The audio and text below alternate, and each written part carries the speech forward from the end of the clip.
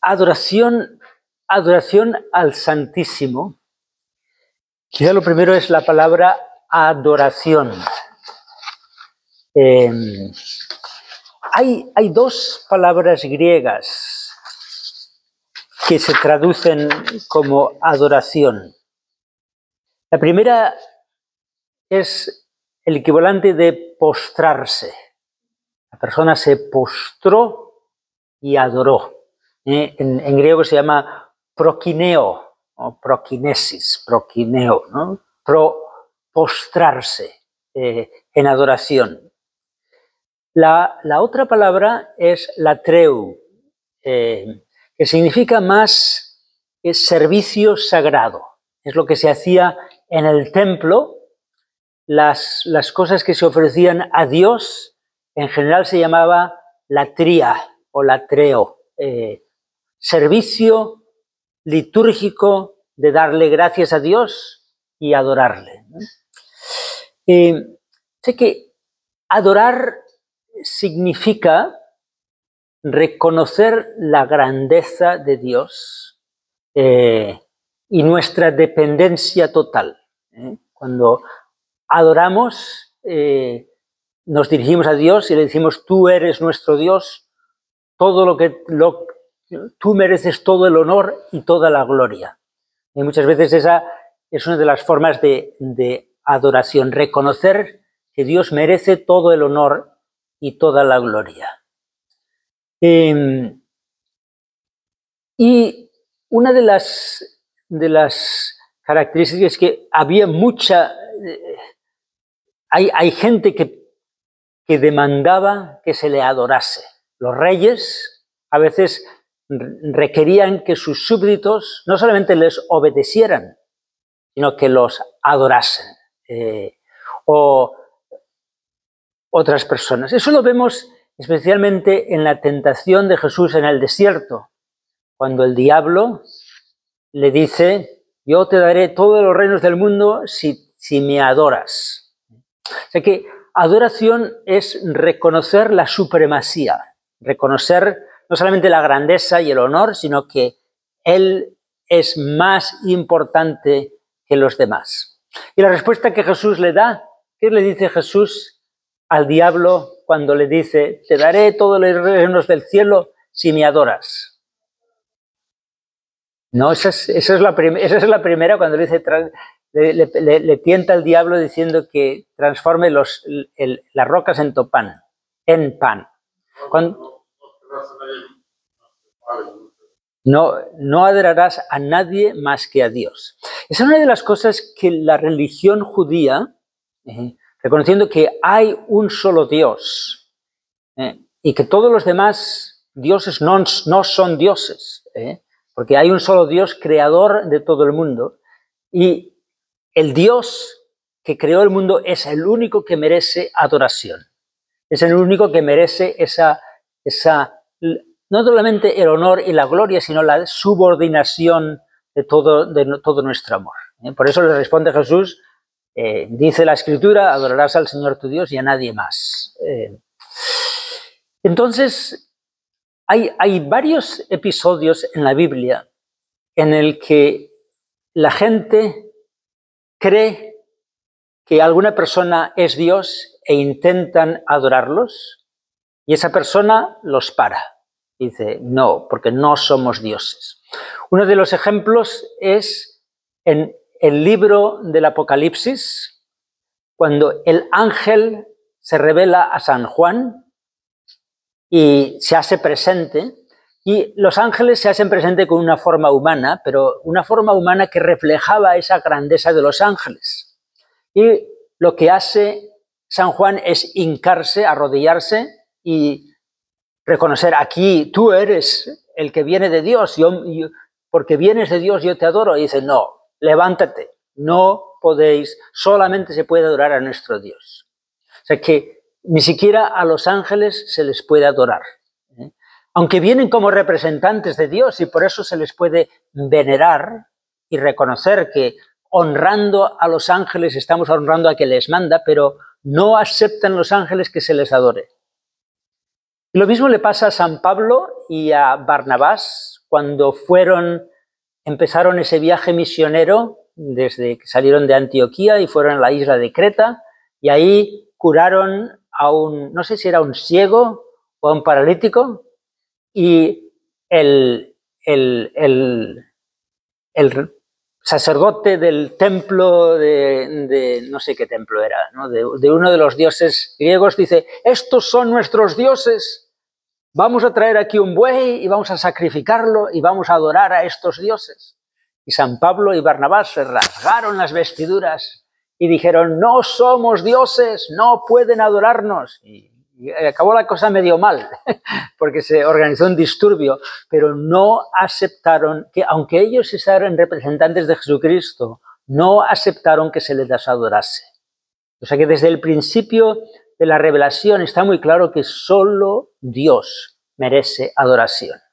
Por eso cuando los evangélicos nos preguntan: ¿por qué ustedes adoran a la Virgen María? La respuesta es: nosotros no adoramos a la Virgen María, adoramos solo a Dios. Pero a la Virgen María la veneramos. La veneramos porque a través de ella vino nuestro Dios al mundo. O sea que la Iglesia, explicando estas cosas, ha dicho: solo a Dios y a Jesucristo, que es Dios, se puede dar culto de latría, de adoración. A los santos, a los que están muy cerca de Dios, se les da culto de dulía, que dulía significa simplemente respeto y veneración. Y a la Virgen Santísima, porque es la más cercana a Dios, se le da culto de hiperdulía, o diríamos ahora superdulía, la dulía más alta, la veneración más alta, pero no se le da latría. La tría se le da solo a Dios, que también se hace presente en Jesucristo. O sea, que esa ha sido la enseñanza siempre de la Iglesia, que está en la Escritura. O sea que cuando vamos a la Eucaristía, adoramos a Dios, que se hace presente en la Eucaristía a través de su Hijo Jesucristo. Entonces ahora yo lo primero que quería ver es, en la Escritura se adora solamente a Dios Padre, se adora también a Dios Hijo, se adora a Dios Padre y a Dios Hijo juntos, se adora a Dios Padre a través de Dios Hijo, se adora al Espíritu Santo. Preguntas que vamos a responder mirando a la Escritura, a los pasajes de la Biblia que nos hablan de ello, ¿no? Entonces, Jesucristo habla cuando está con la mujer samaritana, que cuando se da cuenta que Jesús es hombre de Dios, porque no solamente le ha pedido agua, sino que le ha dicho: si quieres yo te daré agua de vida eterna, que durará para siempre, y en la conversación le dice: llama a tu marido. Cuando empieza ya a reconocer que está Dios, dice: ¿por qué tenemos que adorar en el templo de Jerusalén? Cuando el templo que tenemos aquí en Samaria, que era el antiguo templo antes de que se construyera el templo, lo construyó el profeta Jacob. ¿Por qué tenemos que adorar? Y dice Jesús, mira, la salvación en el fondo viene de los judíos, pero va a venir un momento en el que no habrá que adorar en este templo o en aquel otro, sino que habrá adoradores verdaderos en espíritu y en verdad. Déjame ver si lo encuentro, ese pasaje en Juan, en el Evangelio de San Juan, número 4, habla de esa adoración. Aquí está. Jesús declara que Dios busca verdaderos adoradores que le adoren en el espíritu y en la verdad. O sea que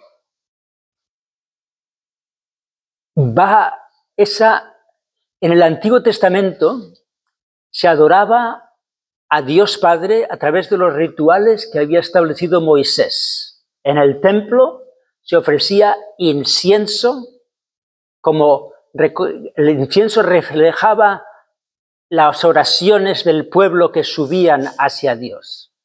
Y a Dios se le adoraba no solamente ofreciendo incienso, sino con los sacrificios. Sacrificios de animales en el que uno da una de las cosas más valiosas que uno tiene.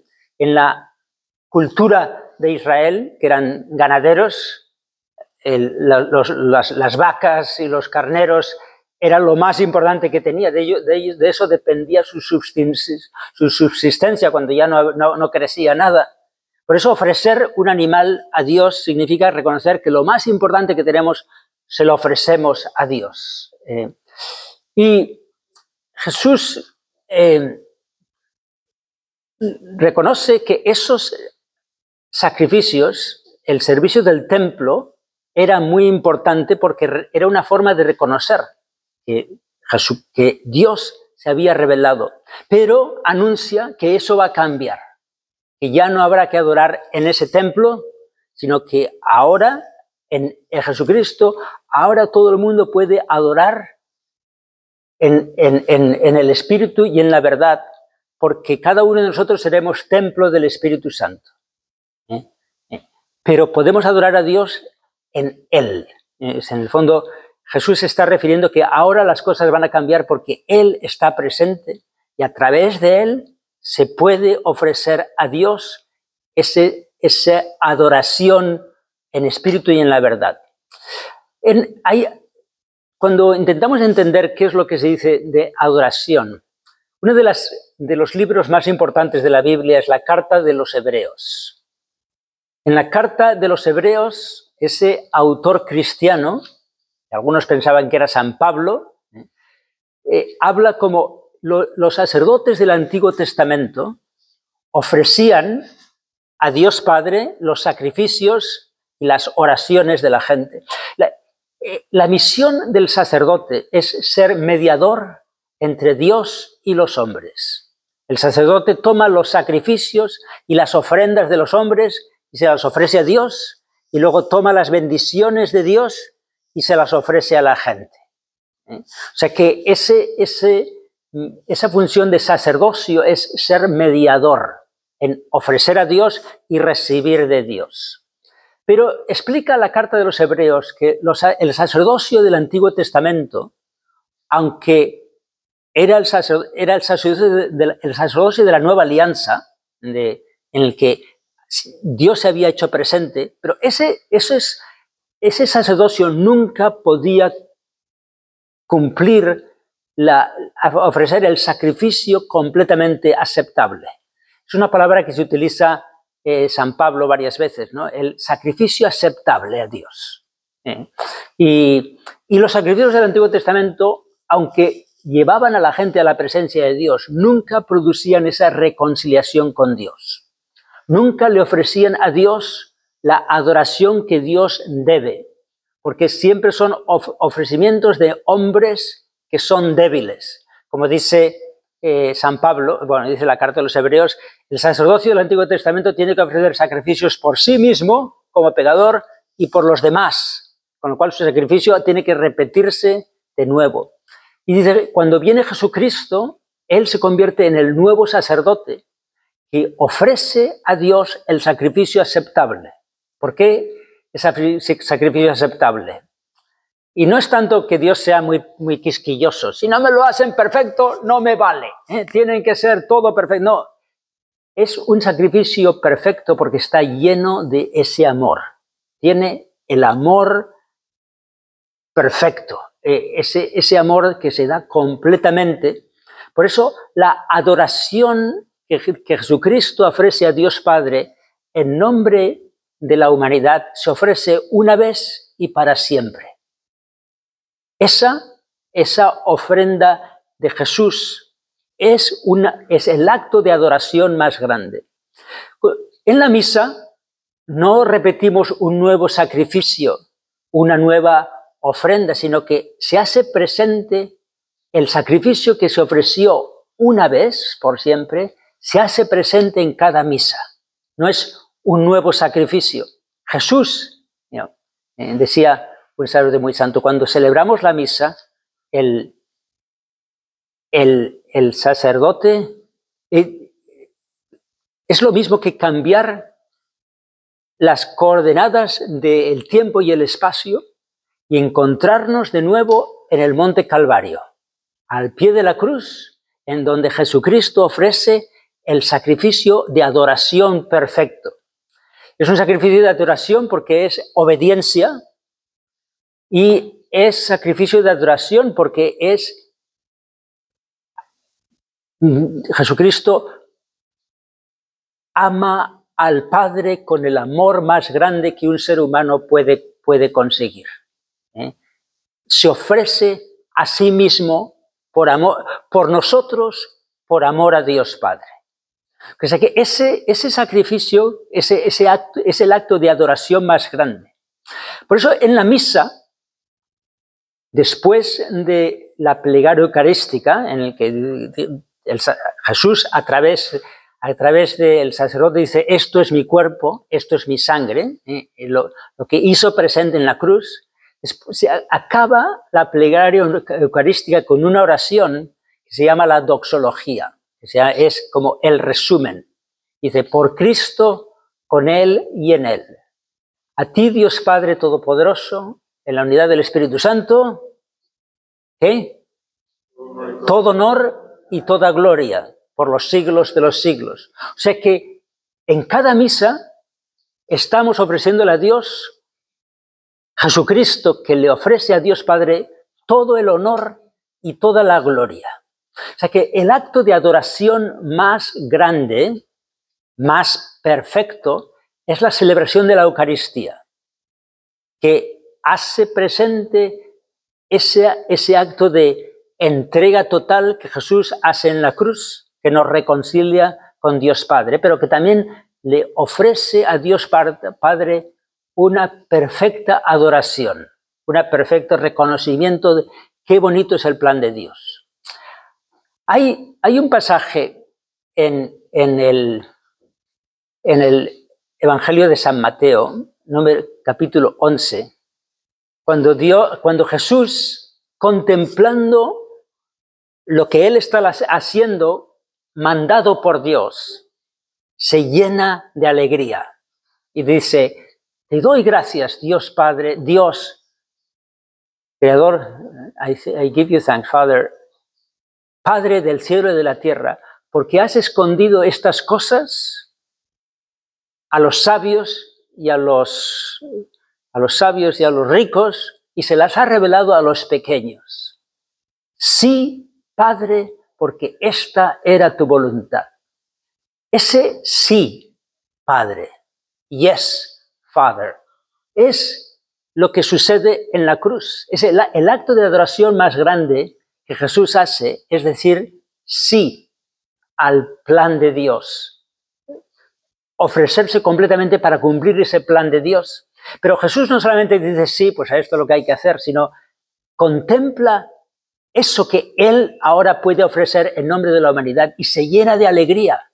Te doy gracias, Dios mío, porque has tenido ese plan tan bonito que ahora los seres humanos que antes no podían ofrecer una alabanza como tú mereces, ahora, haciéndote presente en la naturaleza humana conmigo, ahora los seres humanos pueden ofrecer esa alabanza perfecta, porque es la alabanza que está llena de amor completamente. Sí, Padre, porque esta fue tu voluntad. O sea que esa es la manera más importante en la que nosotros alabamos a Dios, uniéndonos a la alabanza de Jesucristo, que no es simplemente yo, Dios, te alabo, sino qué bonito es tu plan, yo me entrego totalmente a este plan de reconciliar a los seres humanos y hacerlos capaces de ofrecerse a Dios respondiendo a su amor. No sé si hay alguna pregunta acerca de esto. Entonces, la crucifixión y pasión es la tría perfecta. La tría perfecta. Es el acto de adoración perfecta que que mejora todos los otros sacrificios y todos los otros actos de adoración que el pueblo de Israel había intentado vivir, siempre de manera imperfecta. Hay pocos pasajes que explican esto con detalle. Uno de ellos es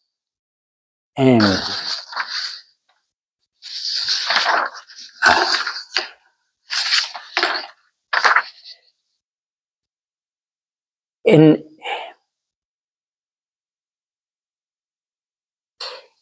la carta de los Hebreos que he mencionado, en el capítulo 15, dice así, que por medio de él ofrecemos siempre a Dios sacrificio de alabanza, es decir, fruto de los labios que confiesan su nombre. O sea que por medio de él ofrecemos a Dios el sacrificio de alabanza perfecto. Eso lo dice así. Hay otro pasaje que es muy importante, que se repite mucho en la liturgia, que es Filipenses 2:8. El Filipenses 2:8 seguramente era una de las himnos litúrgicos de la iglesia primitiva. Y dice, tengo solamente una parte pequeña de él, cuando dice, a ver, ¿quién encuentra en su Biblia Filipenses 2:8? Jesucristo no quiso, aunque era de condición divina, ¿puedes leerlo? Estando en la condición de hombre, se humilló a sí mismo, haciéndose obediente hasta la muerte y muerte de cruz. Ese pasaje, eso seguramente se utilizaba en las misas primitivas. Sigue, ¿qué dice después? Por lo cual Dios también exaltó hasta lo sumo y le dio un nombre que es sobre todos los nombres, para que en el nombre de Jesús se doble toda la rodilla de los que están en los cielos y en la tierra y debajo de la tierra. ¿Sigue? Y toda lengua confiese que Jesucristo es el Señor, para gloria de Dios Padre. O sea que habla de que, porque Jesucristo ofreció ese humillarse, hacerse pequeño para poder ofrecerse en nuestro nombre. Por eso Dios le ha hecho Señor sobre todas las cosas, a que su nombre se hinque toda la rodilla. Él es el más grande. Pero dice, para que toda lengua confiese que Jesucristo es el Señor, para gloria de Dios Padre. O sea que cuando confesamos, cuando adoramos a Jesucristo como nuestro Señor, eso da gloria al Padre.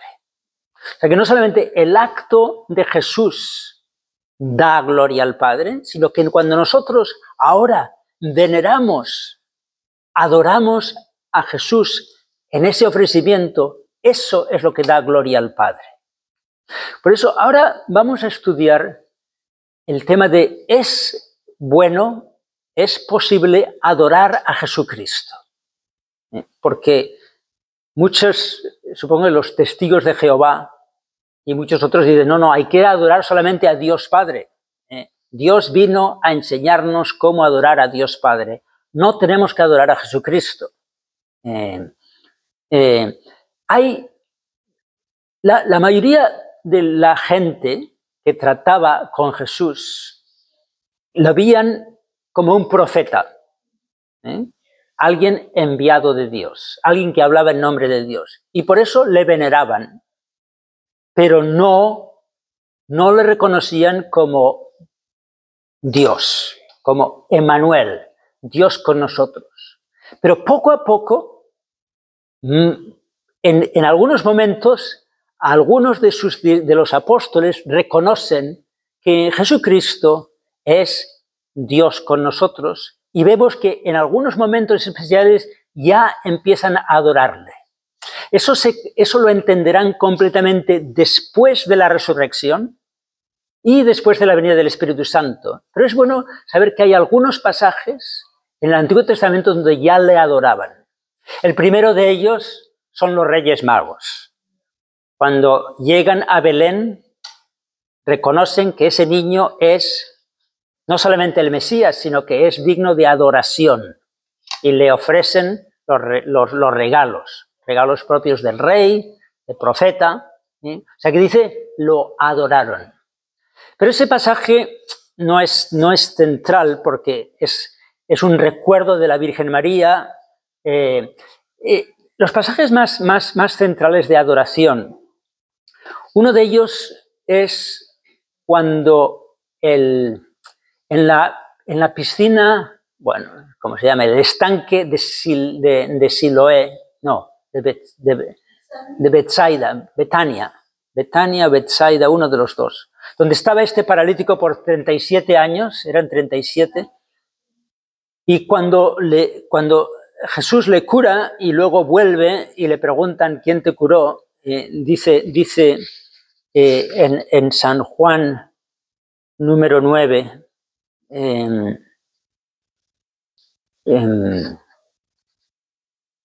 a ver si lo encuentro aquí.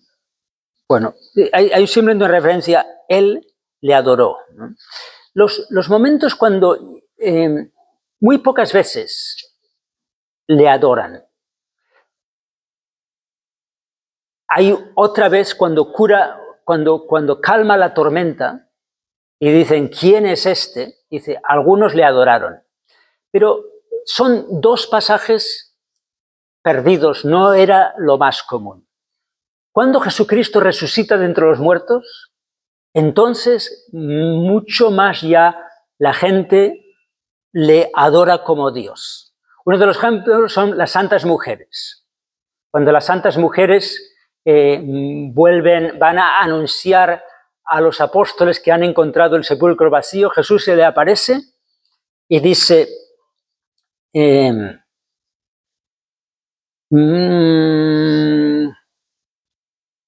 bueno, me he saltado una. Uno de los momentos en el que ya hay elemento de adoración es la entrada triunfal en Jerusalén. Cuando utilizan el término Hosana. Hosana es un término que se utilizaba ahora para pedir a los poderosos, pero muchas veces también se utilizaba para adorar. Hosana, Rey de los ejércitos. A veces en el Antiguo Testamento se dirige a Dios, Hosana, tú mereces toda la alabanza. O sea que cuando la gente reconoce a Jesucristo como el Mesías, claman, Hosana, el hijo de David, ¿no? Bendito el que viene en el nombre del Señor. El otro día me preguntaba alguien, ¿quién es este? Bendito el que viene en el nombre del Señor. Pues Jesús viniendo en nombre del Señor, ¿no es él el Señor? Y digo, no, ese es el título que se utilizaba para los profetas. Los profetas son bendito el que viene en nombre del Señor, y Jesús se presenta como el nuevo profeta, el profeta que de verdad conoce a Jesús, el nuevo Moisés. Pero también la palabra Hosana es algo que refleja adoración. Pero ya, como digo, después de la resurrección, varias veces vemos gente, las santas mujeres se postraron y le adoraron. Cuando Jesús da lo que se llama la gran comisión, vayan a todas las gentes y enséñenles todo lo que yo les he enseñado. Dice, Jesús se apareció y los apóstoles se postraron y le adoraron, aunque algunos dudaron. El ejemplo más grande de adoración después de la resurrección de Jesús es Santo Tomás, Santo Tomás el que duda. Dice, si no pongo mis manos y mis dedos en sus dedos, no creeré. Cuando Jesús se aparece, ¿qué dice Santo Tomás? Señor mío y Dios mío. Es un acto de adoración, reconociendo que en Jesús Dios está presente y le adora. O sea que vemos que después de la resurrección eso sucede ya con más frecuencia. O sea que cuando nosotros adoramos a Jesús en la Eucaristía, estamos siguiendo algo que ya había sucedido con los Reyes Magos, algo que sucede un par de veces en la vida de Jesús y algo que sucede ya con frecuencia después de la resurrección. Que la gente, cuando se presenta delante de Jesús, le adoran como Dios con nosotros. Y Jesús nunca rechaza esa adoración. Lo mismo que el ángel había dicho, no me adoren a mí, adoren solo a Dios. Y lo mismo que San Pablo y Barnabás habían dicho, no me adoran. Jesús nunca dice, no me adoren. Acepta Jesús ese que le llamen Señor mío y Dios mío. Acepta Jesús que la gente se postrase y le adorase, aunque luego seguían tratando con él como amigos, preguntándole las cosas, pero acepta Jesús esa adoración, ¿no?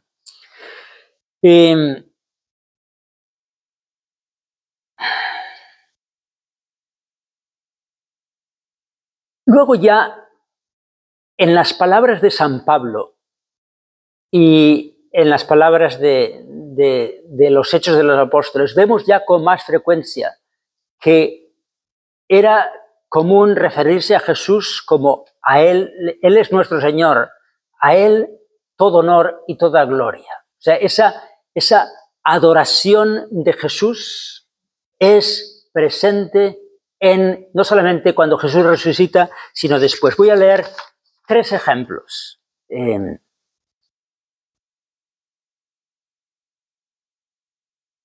Primero, en la carta de San Pedro, en la segunda carta de San Pedro, dice, crezcan en la gracia y en el conocimiento de nuestro Señor Jesucristo, de nuestro Señor y Salvador Jesucristo.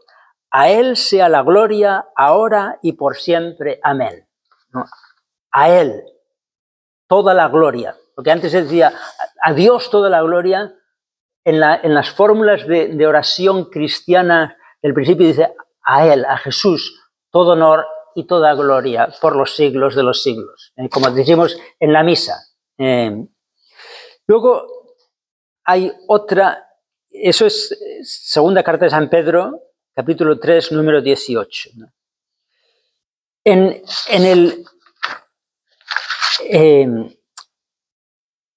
el Apocalipsis se habla de Jesús como el Cordero degollado, que será adorado por todas las gentes. Voy a leer. Los 4 seres vivientes y los 24 ancianos se postraron delante del Cordero. Cada uno tenía arpa y copas de oro llenas de incienso, que son las oraciones del pueblo de Dios. Y entonaban este cántico nuevo. Digno eres de recibir el rollo escrito, de romper sus sellos, porque fuiste santificado y con tu sangre compraste para Dios gente de toda raza, lengua, pueblo y nación. O sea que digno eres de ser adorado, y se postraron delante de él. O sea que lo vemos en la carta de los Hebreos, en el libro en la carta de San Pedro. En muchos textos se habla de que Jesucristo merece toda nuestra adoración y nuestra gloria. ¿Por qué? Porque Él es Emmanuel, Dios con nosotros. Bueno, con eso nos ayuda a entender cuando Jesús se hace presente en la Eucaristía, Él ofrece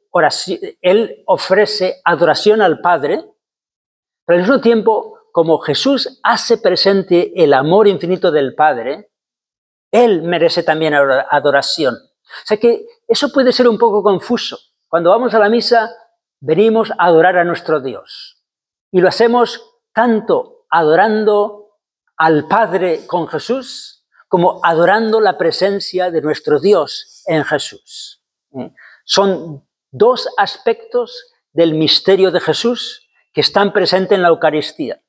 En la Eucaristía, Jesús nos toma a nosotros y nos une a la adoración de Dios Padre, y al mismo tiempo Jesús, haciendo presente el amor de Dios, es digno de adoración. Aquí está nuestro Dios con nosotros. Por eso a veces uno puede ponerle más énfasis a ponernos en las manos de Jesús y adorar a Dios Padre, otras veces adoramos a Jesús. Lo que nunca se hace es adorar al Espíritu Santo. ¿Por qué? Porque el Espíritu Santo es el que nos ayuda a adorar a Dios. El Espíritu Santo es el Espíritu del Hijo, con el cual adoramos a Dios Padre, y el Espíritu Santo es el que hace presente a Jesucristo. O sea que, aunque es digno de adoración, cuando mencionamos la Trinidad, adoramos a Dios Padre, a Dios Hijo y a Dios Espíritu Santo. Pero en la devoción simplemente le damos gracias al Espíritu Santo por hacer presente, por ayudarnos a adorar a Dios y a adorar a Jesús. Pero no tenemos ninguna ceremonia de adoración del Espíritu Santo, porque el Espíritu Santo siempre se aparece haciendo a Jesús presente, haciendo el amor del Padre presente. Voy a ir ahora a algo más práctico y más sencillo. ¿Qué son las manifestaciones que tenemos de adoración? Y quiero hablar del incienso y de la genuflexión y también de las velas, de las candelas que ponemos, ¿no? Pero antes de eso, ¿alguna pregunta de adoramos a Dios Padre con Jesucristo, adoramos a Dios Padre en Jesucristo? Eso es muy confuso, ¿lo entienden? ¿Les ha dejado...? Una vez más, ¿cómo entra la parte del Espíritu Santo? Pero... O sea, el Espíritu Santo es el amor que existe entre el Padre y el Hijo. O sea que el Espíritu Santo está presente en esa adoración que Dios ofrece al Padre, devolviendo su amor. O sea que cuando adoramos a Dios Padre con el Hijo, es en el Espíritu Santo. El Espíritu Santo es el que nos ayuda a unirnos a Jesucristo, adorando a Dios Padre. Y al mismo tiempo, como decía San Pablo, no podemos decir Jesús es el Señor si no es movidos por el Espíritu Santo. O sea que el Espíritu Santo nos ayuda a reconocer que Jesucristo es Emmanuel, Dios con nosotros. O sea que esa es la función principal del Espíritu Santo, llevarnos al Padre a través del Espíritu Santo, transformándonos por dentro. ¿Cómo entra la parte trinitaria donde se adora?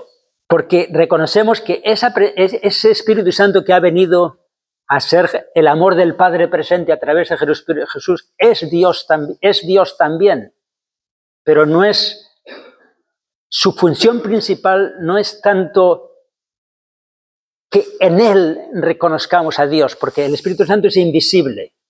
Jesucristo es visible. Jesucristo hizo el amor del Padre visible. Por eso adoramos al Padre, del que viene todo, adoramos al Hijo, que es visible, y luego en la Trinidad adoramos al Espíritu Santo, que es invisible. Pregunta. Todo acto de adoración, entonces, adoración al Padre, adoración al Hijo, está el Espíritu Santo. Sí, señora. En cierta forma, estamos adorando también al Espíritu Santo. Estamos por el Espíritu sí, Santo. muy buen punto. Esto es, estamos adorando al Espíritu Santo porque nos dejamos llenar de su amor y dejamos que nos llene de ese amor. O sea, el Espíritu Santo somos dóciles y dejamos que nos transforme y que está dentro de nosotros. Pero sí, estamos adorando al Espíritu Santo cuando seguimos sus inspiraciones y a través de eso reconocemos que Dios está actuando. Muy bien. ¿Cómo vamos de tiempo? Ya 40 minutos. ¿Cuál es la función del incienso? El incienso dice la Escritura que representa la oración de los santos. Eso lo dice en varios pasajes. En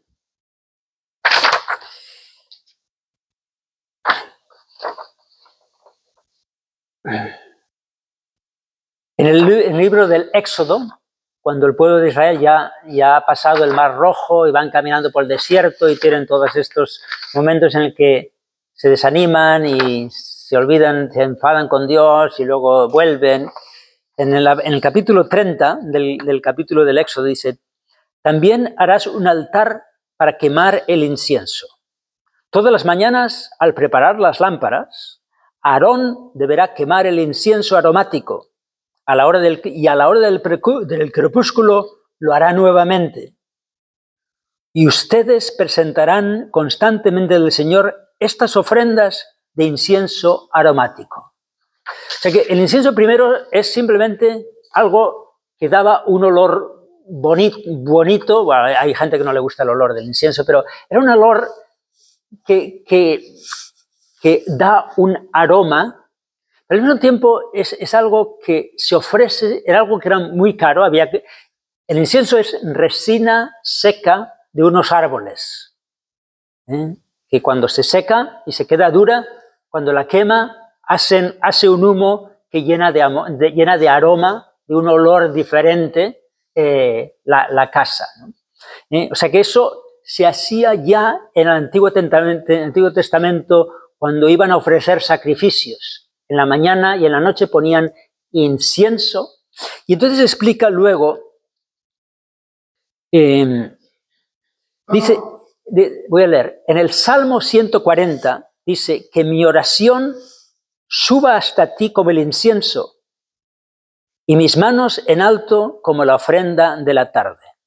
O sea que el incienso, ya en el Salmo 140, dice uno que mi oración suba como sube el incienso. O sea que el incienso es algo que nos recuerda cómo nuestras oraciones suben a Dios y Dios las acepta, ¿no? Pero sobre todo dice que el incienso representa las oraciones de los santos en el libro del Apocalipsis.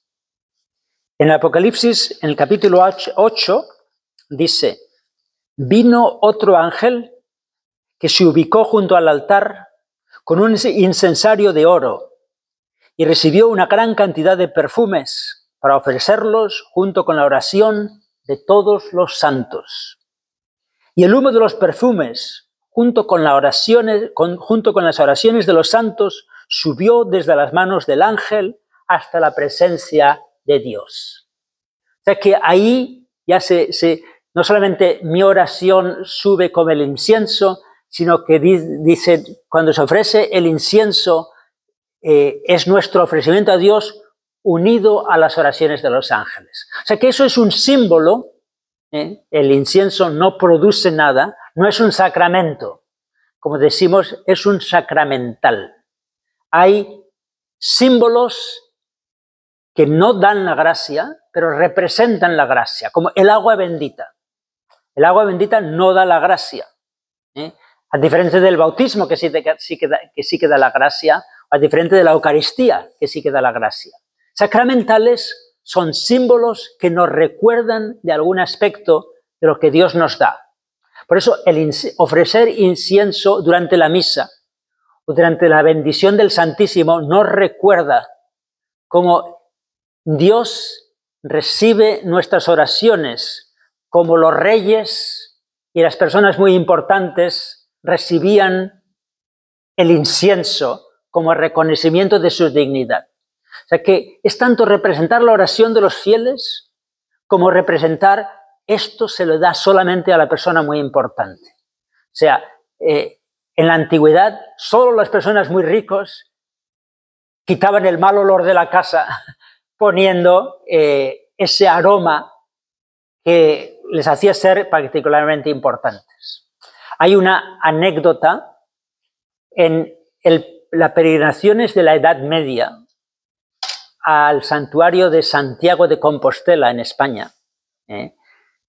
La gente caminaba por varios meses, por lo menos tarda 1 o 2 meses si va rápido, desde la frontera con Francia a veces la gente.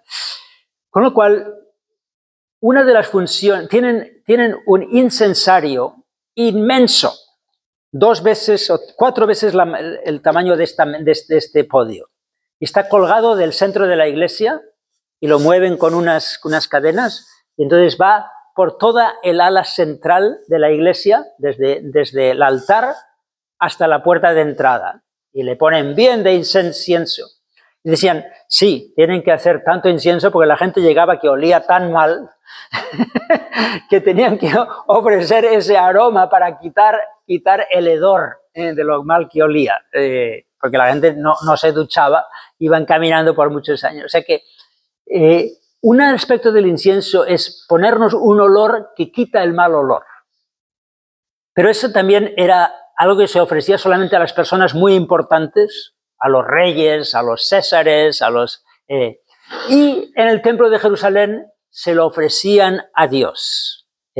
Y poco a poco adquirió ese simbolismo de representar las oraciones. Lo mismo que el incienso sube, nuestras oraciones suben a Dios, lo mismo que el humo del incienso es agradable para el que está oliendo mal, de la misma manera eso se lo ofrecemos a Dios como algo agradable que quita un poco el mal olor de nuestros pecados.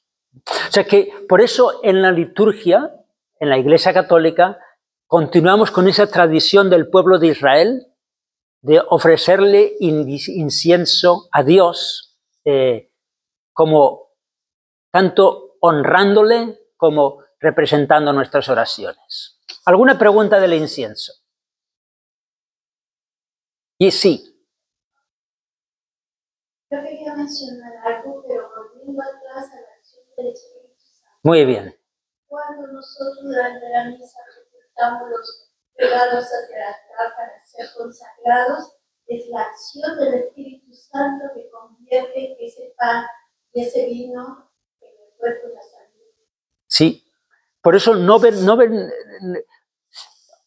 justo antes de la consagración, el sacerdote pone las manos en lo que se llama la epíclesis y dice, ven Santo Espíritu, en las plegarias eucarísticas número 2, 3 y 4.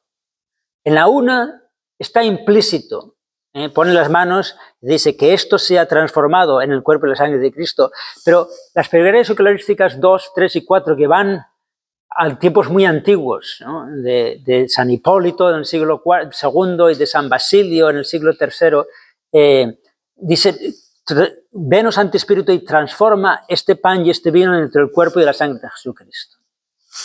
Tú ibas a decir algo del incienso. Mi pregunta es, en la misa, el monaguillo le pasa el incienso al Padre, y luego el Padre le hace, en algunas misas el Padre también le pasa el incienso al pueblo. Si el monaguillo está bien entrenado, o sea, el sacerdote primero inciensa el altar, reconociendo que este va a ser, o sea, es una señal de veneración que Jesucristo se va a hacer presente en el altar. Después inciensa el Evangelio. Antes de leer el Evangelio se inciensa el libro. Y después se inciensan las ofrendas. Para que, reconociendo que esto se va a convertir. Y después el monaguillo inciensa al Padre porque representa a Jesucristo. Y después el monaguillo es el que va al frente, se levanta todo el mundo e inciensa a la gente. Reconociendo que la gente están aquí como miembros del pueblo de Jesucristo.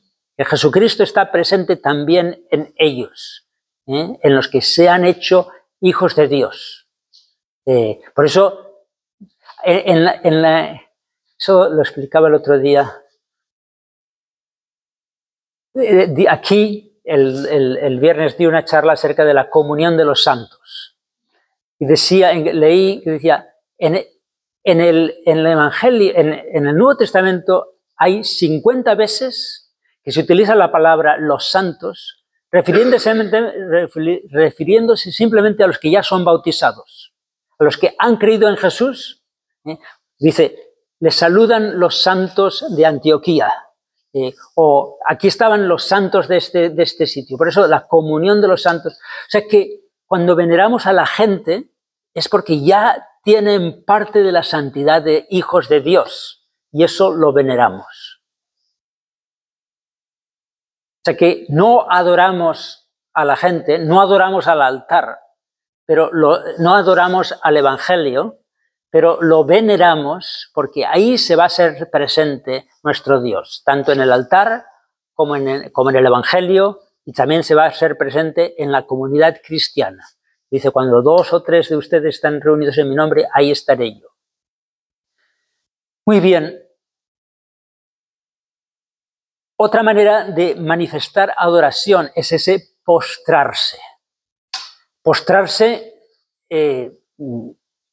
tiene diferentes... Hay gente que a veces habla de que Moisés y Aarón se postraron con la cara en el suelo.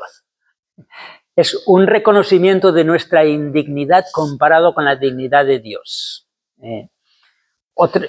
Jesús rezó postrado en Getsemaní, y volvió a los discípulos y luego se volvió a postrar. O sea que postrarse a veces es inclinarse totalmente, a veces simplemente es poner la rodilla en el suelo. Como hemos leído en ese pasaje de Filipenses 2, ante Él se doblará toda rodilla.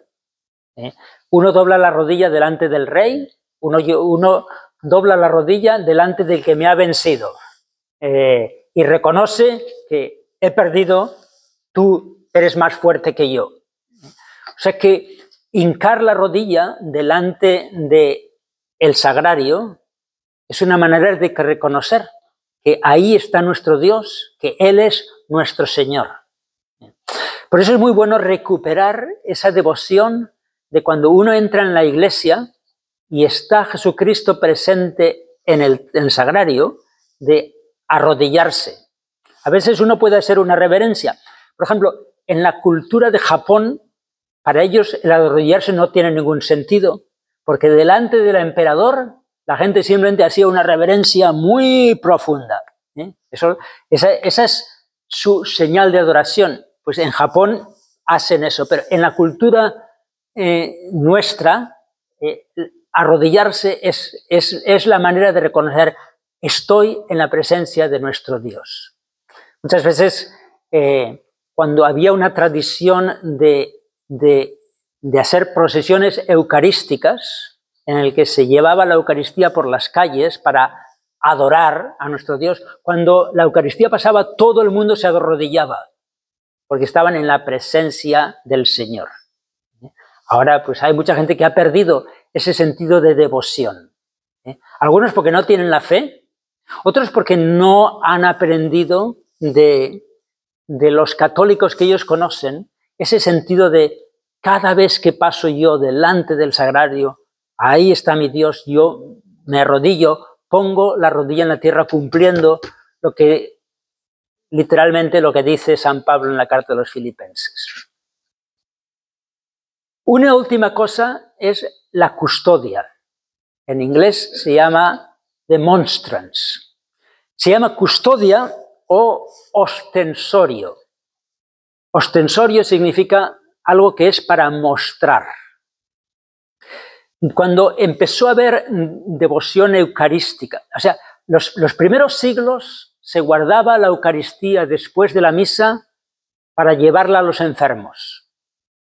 Y poco a poco se hizo un sitio especial en la sacristía, donde se guardaba la Eucaristía.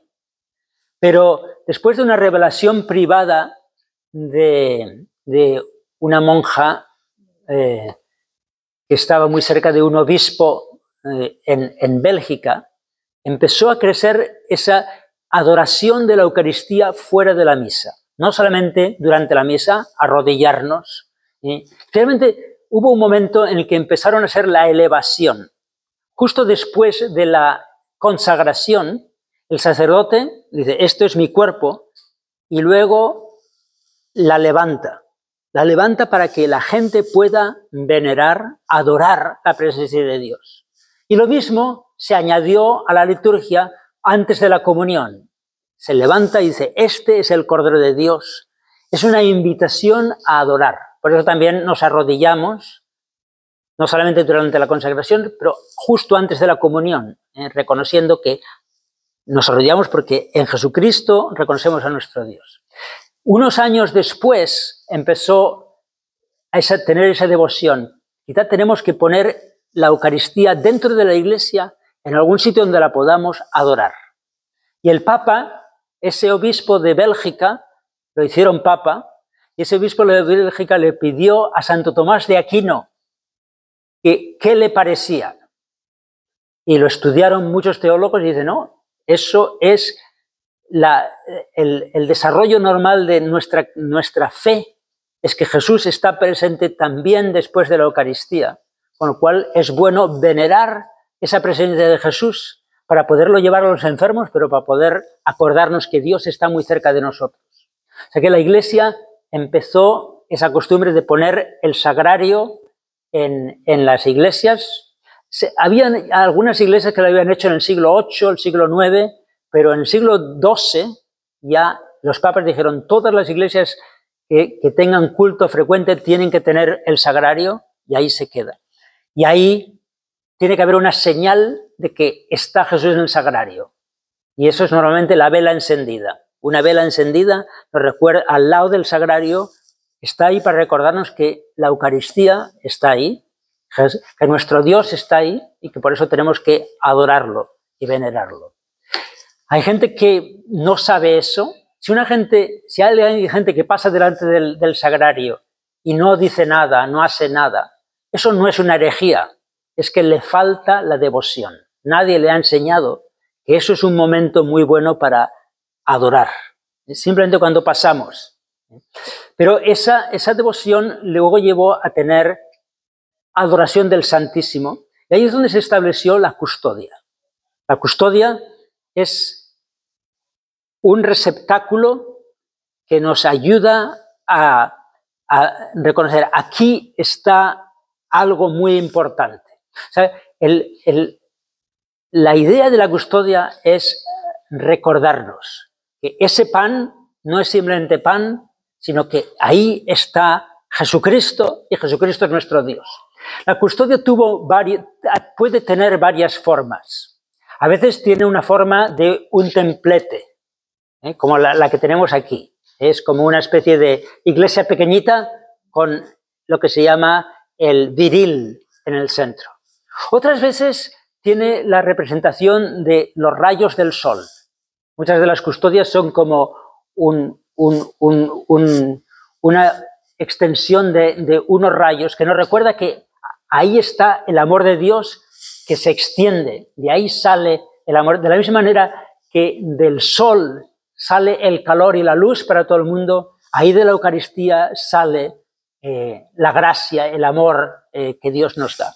Otras custodias tienen simplemente la forma de la cruz, para recordarnos que Jesús en la Eucaristía sigue ofreciéndose, hace presente ese ofrecimiento que hizo una vez por siempre. O sea que la Eucaristía puede tener varias formas, pero lo importante es que nos haga ver nos haga facilitar la idea de que aquí está nuestro Dios y nosotros le acompañamos y le veneramos. En la próxima sesión, entonces, estudiaremos qué se puede hacer, qué es lo que se recomienda hacer durante la adoración al Santísimo. ¿Cuáles son las devociones, las prácticas que nos pueden ayudar a beneficiarnos, a saber vivir bien ese tiempo de adoración en la presencia de Jesús? Eso es lo que quería hablar hoy. ¿Alguna otra pregunta? Los he dejado agotados. Han estado escuchando por 1 hora, sin ningún dibujo, sin ninguna peliculita. A ver.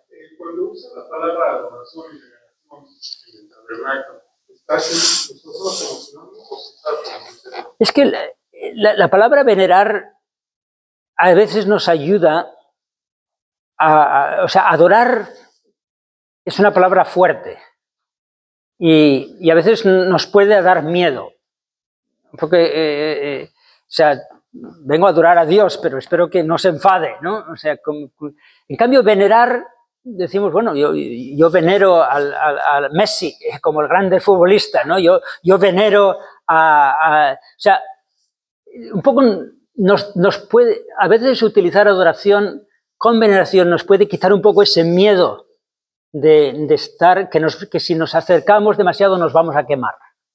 Pero tienen un significado.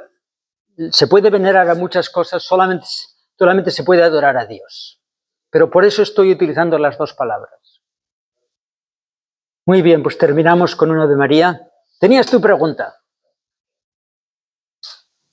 Cuando recibimos la Eucaristía, generalmente la recibimos y nos resignamos después. Eso no es una devoción universal. Hay gente que lo hace, hay gente que no lo hace. Sigue. El señor obispo que nos daba la Santa Misa nos dijo que no es necesario el resignarse, porque al momento que recibimos la Sagrada Eucaristía, nos convertimos en el sagrario. Y no es necesario. No es necesario. Pero mira, yo creo que eso lo hablaré mejor en la próxima sesión. ¿Cuáles son las cosas que podemos hacer y debemos hacer en adoración y también después de recibir la comunión? Sé que es buena pregunta y la prepararé un poco mejor, en vez de responder aquí lo primero que se me ocurre. Muy bien. Dios te salve María, llena eres de gracia, el Señor es contigo. No como matando moscas. Vale. Dios te salve María, llena eres de gracia, el Señor es contigo. Bendita tú eres entre todas las mujeres y bendito es el fruto de tu vientre Jesús. Santa María, Madre de Dios, ruega por nosotros pecadores, ahora y en la hora de nuestra muerte. Amén.